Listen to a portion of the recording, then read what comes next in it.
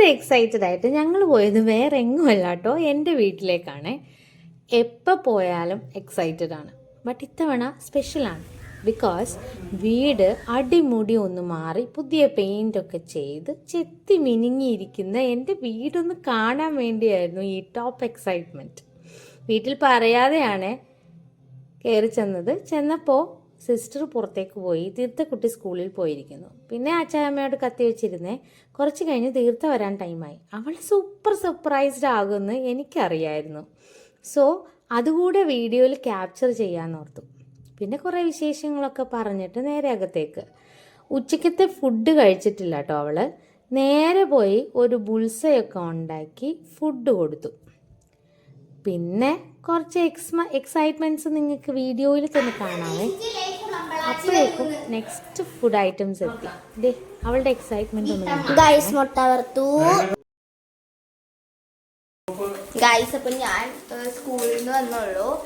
Surprise ആയിട്ട് നമ്മുടെ കുളമ്പളാച്ചി വന്നിട്ടുണ്ടായിരുന്നു. കണ്ടോ ഗൈസ്, ഹാപ്പി ആയിട്ട് ഞാൻ തീർത്ഥക്കുട്ടിയുടെ ഇത് മാത്രമായിട്ടുള്ള കുറച്ച് സ്പെഷ്യൽ ടേംസ് ഒക്കെ ഉണ്ട് കേട്ടോ, കുളമ്പളാച്ചി അങ്ങനെ ഇങ്ങനെയൊക്കെ.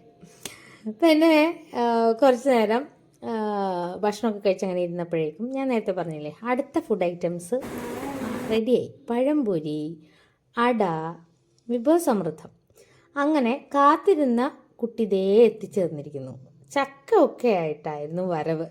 പിള്ളേർ തകൃതിയായി കളിയിലേക്ക് മുഴുകി ചേർന്നു. അപ്പോഴേക്കുവേ വീട് ചുറ്റും കസിൻസാണേ. അപ്പം പിന്നെ പറയണ്ടല്ലോ, കൈ വീശി വീട്ടിൽ പോയാലും വണ്ടി നിറയെ സാധനങ്ങളായിട്ടാണ് ഞങ്ങൾ പെൺകുട്ടികൾ തിരിച്ചു പോവുള്ളൂ. വീട്ടില് തേങ്ങ പൊതിക്കാൻ വരുന്ന ചേട്ടന് ഇപ്പോൾ തീരെ വയ്യ. പിന്നെ ആ ജോലി സിജേട്ടൻ അങ്ങ് ഏറ്റെടുത്തു. കുറെ വയൽ തേങ്ങ, വേപ്പില, മുട്ട, അങ്ങനെ ഐറ്റംസ് കണ്ടിന്യൂസ്. പറയാതെ ചെന്നിട്ട് ഇത്രയും വിഭവങ്ങൾ.